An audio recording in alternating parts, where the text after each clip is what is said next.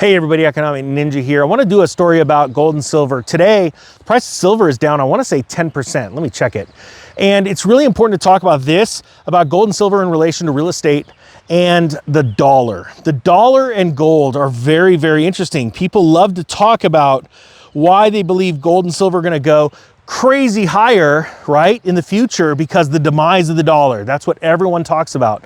But they don't want to talk about online what happens when the dollar does good. And right now the dollar is actually doing good. So I don't know when this video is coming out, but as of today, bonds, this is really important. The story is 30-year treasuries top 5.1%, which is the highest in nearly a year. You got to realize too, the 10-year bond just crested 4.5%. It's almost at 4.6%. And we are in a moment where that's going to cause mortgage rates to really move higher. So let's go to the gold story.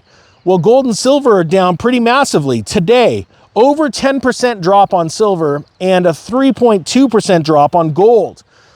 This is why we got to pay attention. Check this out. Gold drops as rising yields and dollar sap the appeal and inflation woes linger. All right, so we already know that inflation isn't going away. It's sticky, right? As the federal government likes to say. It's a nice way of saying we're screwed. And you'd think that gold and silver would be cruising up. Just the other day, we saw a huge inflation story where wholesale inflation jumped, what, 6%? That is massive. That means we're going to see really a good clip of inflation heading towards us this summer at the grocery stores. Not just fuel prices. There's so much else going on. So you'd think that gold and silver would be going on. No, it's a sentiment play. And the reason why gold and silver can move so fast is because the future in paper markets. The fact is, a lot of people, let me know down below, type physical. Gold and silver if you own physical. And I got some physical too, but mine's stored away in vaults and it doesn't move as fast as the paper markets. And they adjust rapidly to changing times. Oh, talk about changing times in real estate. This is the last week I'm ever gonna sell that bundle of courses, the real estate cycle course, the home seller pro, the real estate bear market course, and the real estate social media course. You gotta go check all that out. They're all $49 total. It's stupid price, but I wanna bring a bunch of people into realizing how these cycles in real estate play, and they play into gold and silver and into the stocks. You know, a long time ago, I'm gonna get into this silver price versus the dollar. I told everyone, I would highly suggest looking into buying silver, and we were buying it from $14 to $30, and I said $30 is my cutoff. And people laughed, they said, but look at how much upside there is. No, there's not. You see, because when I sold it at the shoulder level, you know, anybody that's taken the money mindset course, they understand this concept. When you buy at the knees and sell at the shoulders, you realize I'm going to take that bulk of money and move it into something else. And in this last, 6 months now, you know, me and a group of people took our silver winnings and we moved it. We're up now, what is it? 230% since January.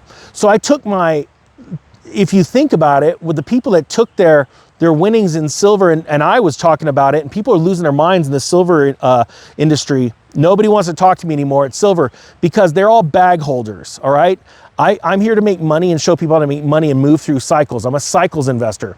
So when silver hit, you know, $50, $60 an ounce, and I said, hey, if you're up 2 or more times, right? If you're up, like you've doubled your money or more, consider pulling back your initial investment. And I even said, I didn't personally do that because I'm not in that position where I need to financially, but I said, pull back your initial investment, take that win and pull back a little bit more, right? And as the price went up, I kept telling, hey, pull back some profits, pull back some profits. I knew a lot of people that sold at like $100 and they scored, right? If you only knew who in the silver and gold industry sold, you would be blown away, right? My point being is that then they took that money and they invested in a different cycle. Well, next is that real estate cycle. So today, silver is down over 10% because the dollar looks attractive. You see, what's happening is this. Institutional investors, people like myself and that have been around the block a long time, know that I can move paper gains out of the silver market and move into a 10-year bond market, a paper trading bond market. Okay, so let's just say it's an actual, let's say a fund or something like that. as if they believe that rates are peaking and they move that money in there, as rates drop, the value of the bond becomes exponentially higher, okay? Imagine this. And this is why people in the silver community never understand that, because the people talking to you about the dollar versus silver, they've got a lot of money at stake to sell you precious metals, okay? So when a bond, let's say a 10-year bond, hits 5%, and then all of a sudden the market starts to crack a few months later, and you buy it at 5%, a 10-year bond yielding 5% annually. When all of a sudden the Fed comes in and rates drop, or market participants all panic and run to treasuries and bonds, thus causing the price to go down on its own, where the Federal Reserve doesn't have to change its benchmark rate, what happens is, and let's say the rates now drop to 4%. Well, anybody in the bond market seeking safety would love to buy your bond that's yielding 5% as opposed to a 10-year bond yielding 4%. So they are willing to go on the open market and say, I will pay you more than your $10,000. I'll pay you more for your bond because I want that higher yield. And you can only imagine what happened in 2007 when bond yields were starting to crest and they started to drop. Investors bought them. And then when yields went to pretty much nothing, 10-year was sitting at like something like 1%, you know, they were able to clean house and sell those bonds and repeat that cycle. Yet one more example of a cycle repeating itself. This is why I teach the real estate cycles. This has changed so many tens of thousands of students. And this is the last weekend for that set of 4 courses. They're $49 for all 4 courses. It will blow your mind.